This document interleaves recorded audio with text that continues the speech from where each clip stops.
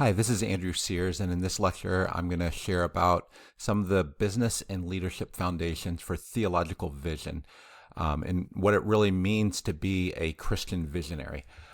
So let's just start with, why did we create this course? One of the key things was to raise your leadership lid. So this is borrowing from John Maxwell, the law of the lid. If your leadership rates is an 8, then your effectiveness will never be greater than a 7. Now, as you grow in leadership, the visionary component of leadership becomes much more important. So this lecture is really focused on the visionary component of leadership. Focusing on helping you develop your skills and ability to identify and articulate vision. Now, framing this in terms of the Wesleyan quadrilateral and organizational competencies. So for a lot of people, this is going to be what I call the chief effectiveness officer, often the chief executive officer.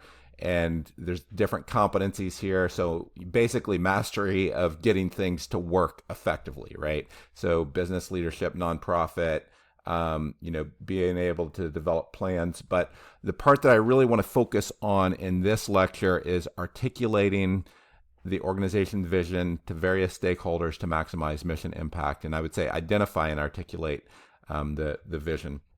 And what we're trying to do is maximize your organizational competencies across all 4 of these quadrants.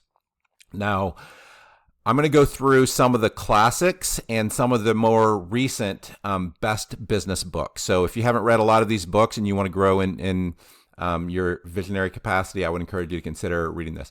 Probably, I don't know, this might be in the top 5 most famous of all time that talks about the visionary frame.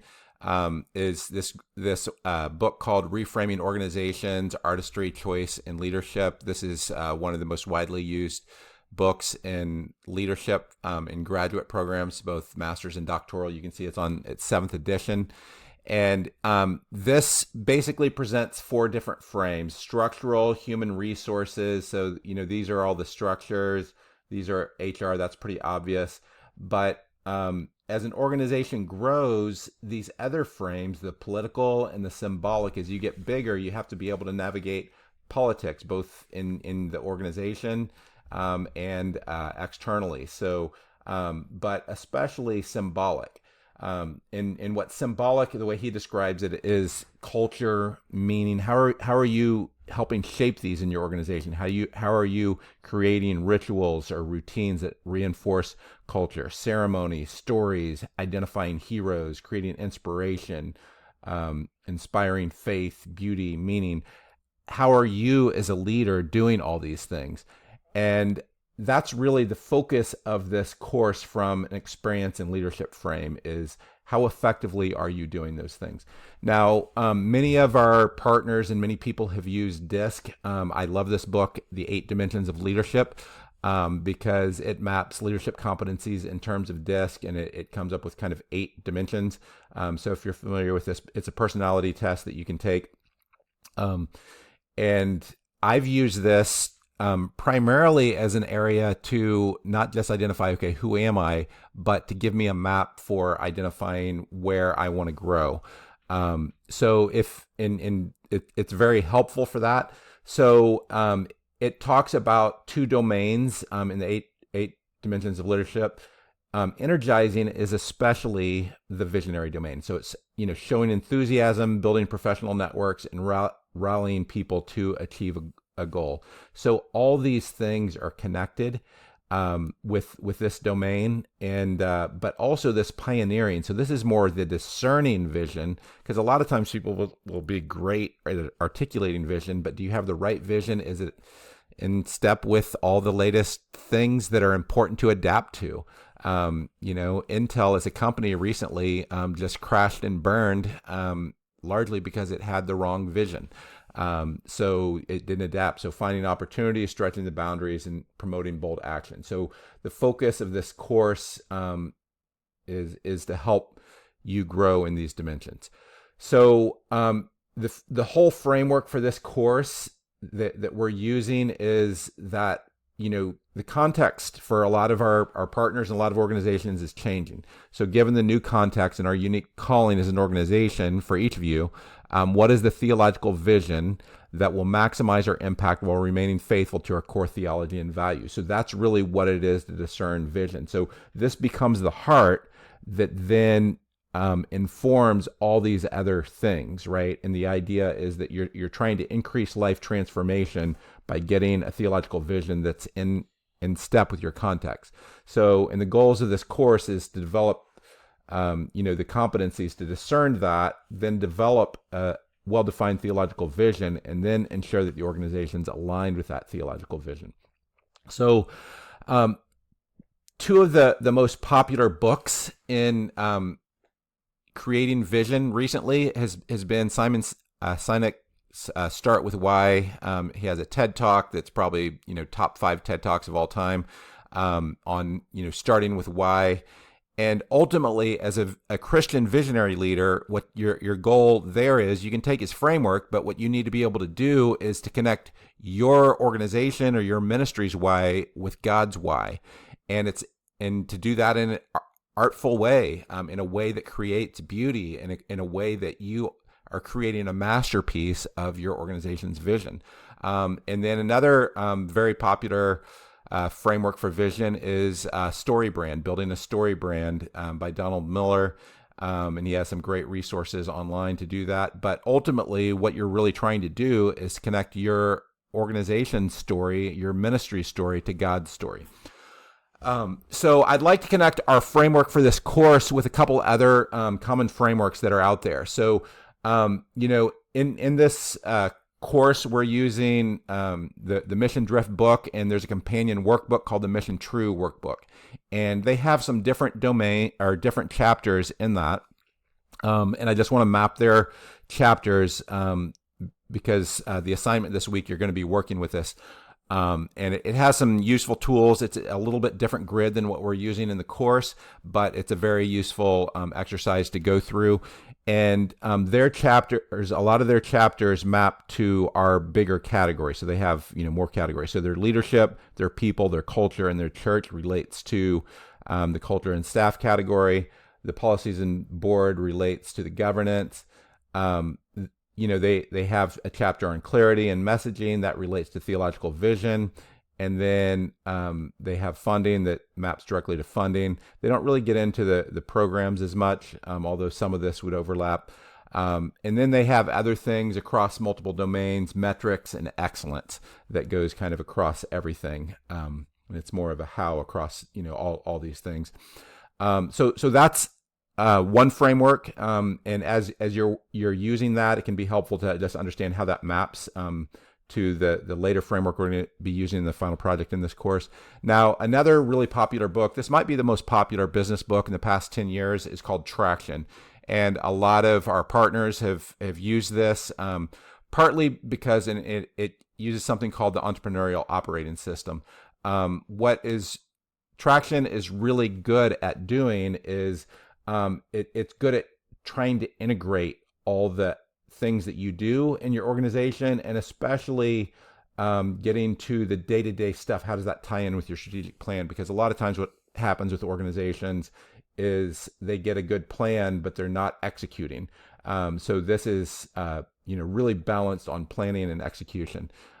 So mapping their categories to our categories can also be helpful, because what we're trying to do is something similar, but there's a few differences. So policy, systems, and board relates to data and process. Their vision relates to theological vision. Staff relates to people. For them, these issues and Traction are more implementation mechanisms. We're not getting into those as detailed in this course. But some of the differences between their framework. So, EOS is an experience business framework. So just understand that that's its function.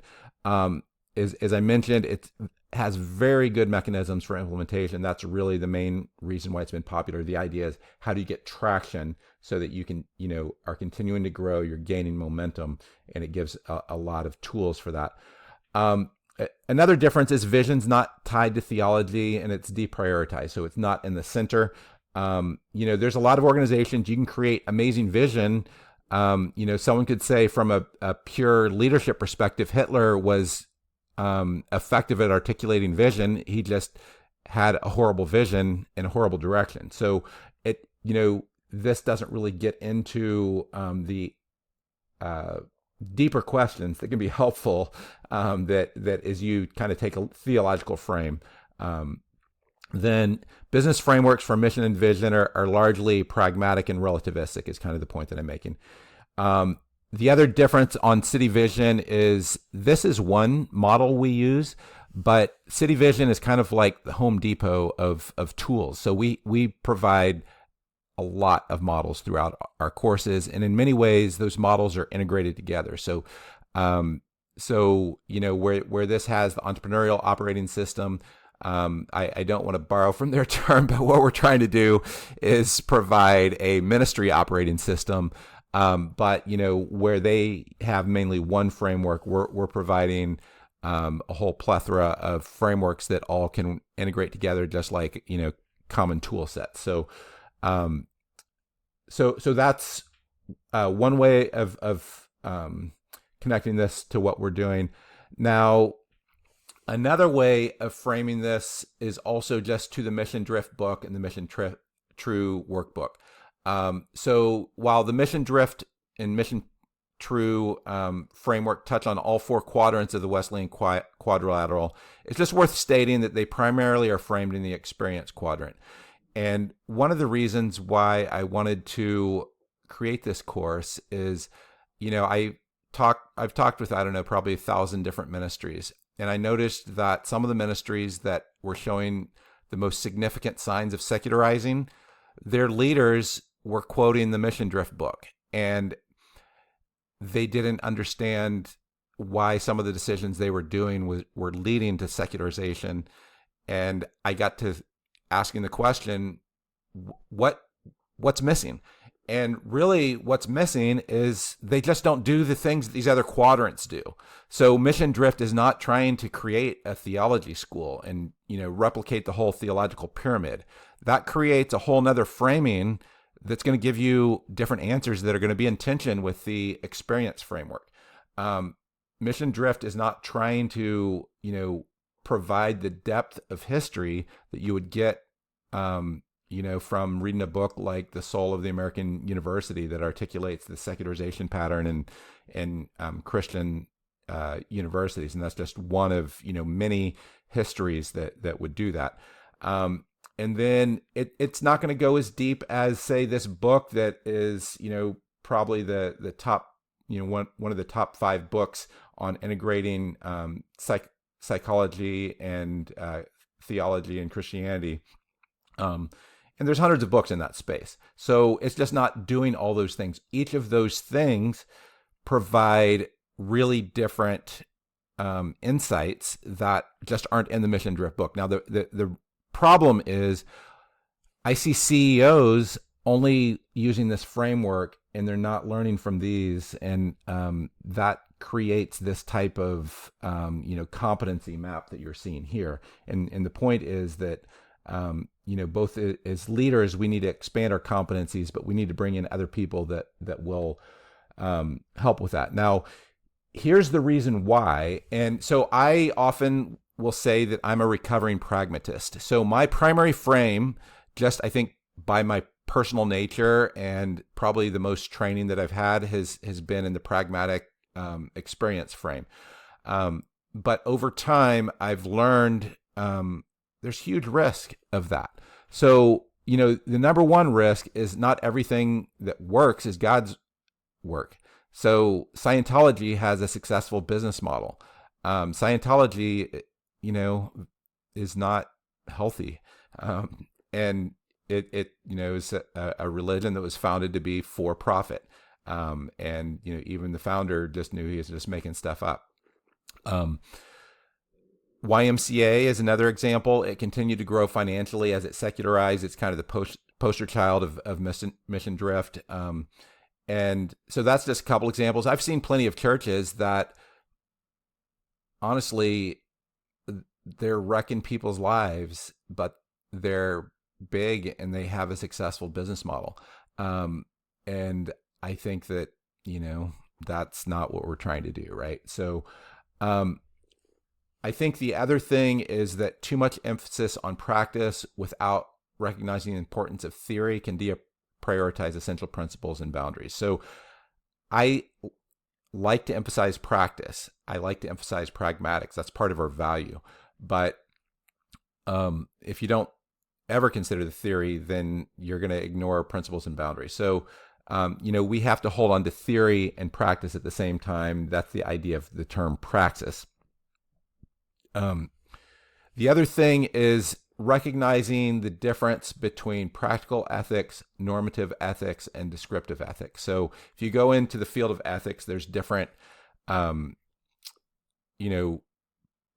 schools of thought on ethics and different kind of subdomains on ethics. But practical ethics is focused on the how to build the ministry.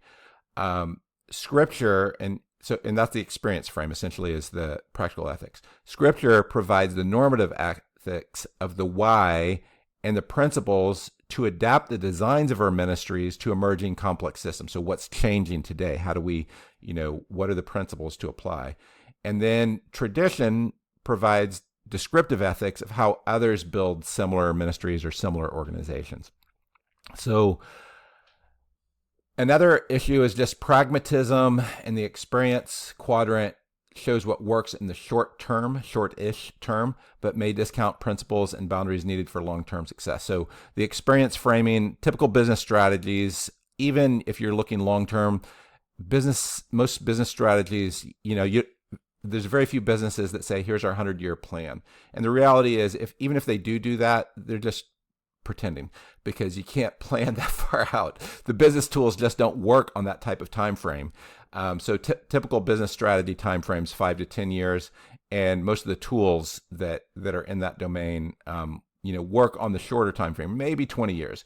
But scripture and history inform time frame of decades, centuries, and millennia.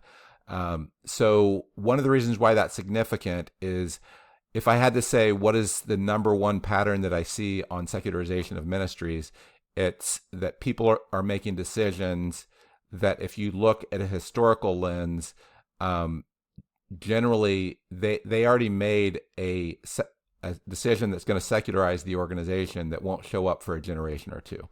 And they don't know that because they haven't, learned from history in many cases. So here's how the growth of pragmatism leads to secularization most often. As the organization grows, and I've shared this, but I'm going to go into a little more detail, they often need to hire more experts that frequently come from businesses and disciplines with a more pragmatic orientation.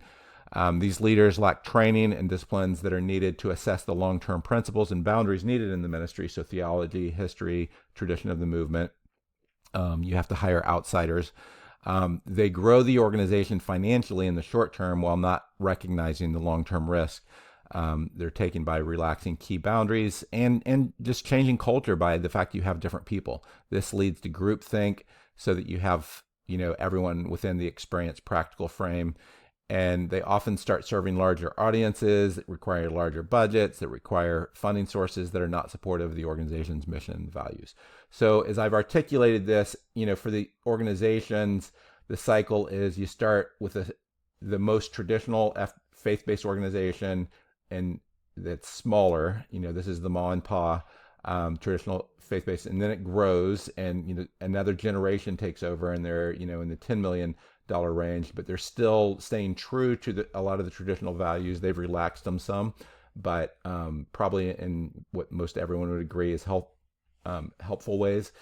And then they go to what I call the critical mass FBO, and this is related to my talk, typology of faith-based organizations. And what's happened is you have this, they're becoming more professionalized, and you have to, because if you have a big organization, for a lot of our ministry partners, more people are going to die if they're not, if they don't have the professional competencies. But you have this values alignment problem, that as you get people who are more competent, often there's a tension with values alignment. But there's a solution to this. This isn't just to be cynical over time.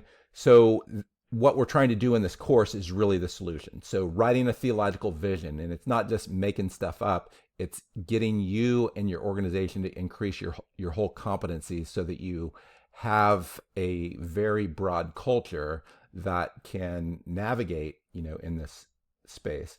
Then having a plan to operationalize your theological vision. That's what this course is about. And part of it is you got to have a massive amount of training and education, way beyond what most ministries do. If you look at what most companies say, they say their number one asset is their people. But the way most ministries are still running is they're running like industrial economy ministries. They're not running like a knowledge economy ministry. And the reality is that you have two ways to expand the capacity of your people. One is you hire. The problem with hiring is you have this values alignment problem. What you need to do is you need to have an equal investment on intensive training and education. So for a lot of ministries, this means 5 to 10 times the total training hours that your people are going through. And that's what most companies are doing these days, and most ministries just haven't caught up with that. So hopefully all this is helpful. Our goal is to help you be as visionary and as effective as possible, but we want to help you get, a vision that's in line with what God's doing. Thanks a lot.